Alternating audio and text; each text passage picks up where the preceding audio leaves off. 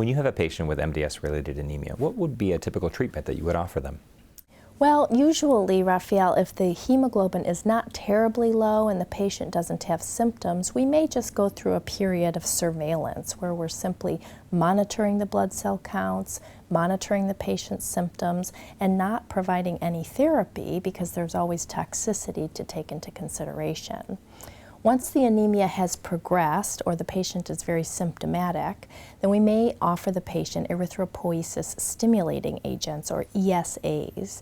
And these are given as an injection, and they simulate a hormone that the kidneys usually make that stimulate the bone marrow to produce more red blood cells.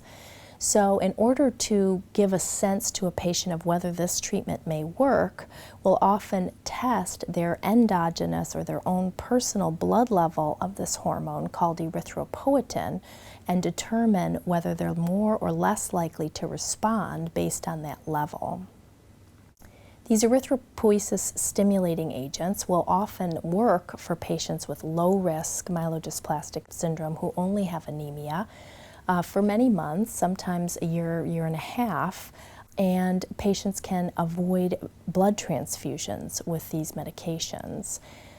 There are certain subtypes of MDS in which we will jump to other therapies quicker, such as MDS characterized by the 5q minus or 5q deletion. These patients will respond frequently to a pill called lenalidomide, and sometimes we'll even use lenalidomide in addition to the erythropoiesis stimulating agents to treat patients with low-risk MDS.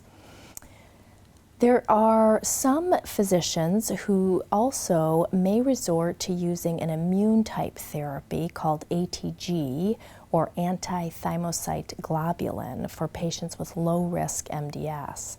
About 30% of patients with anemia due to low-risk MDS will respond to this immune-type therapy.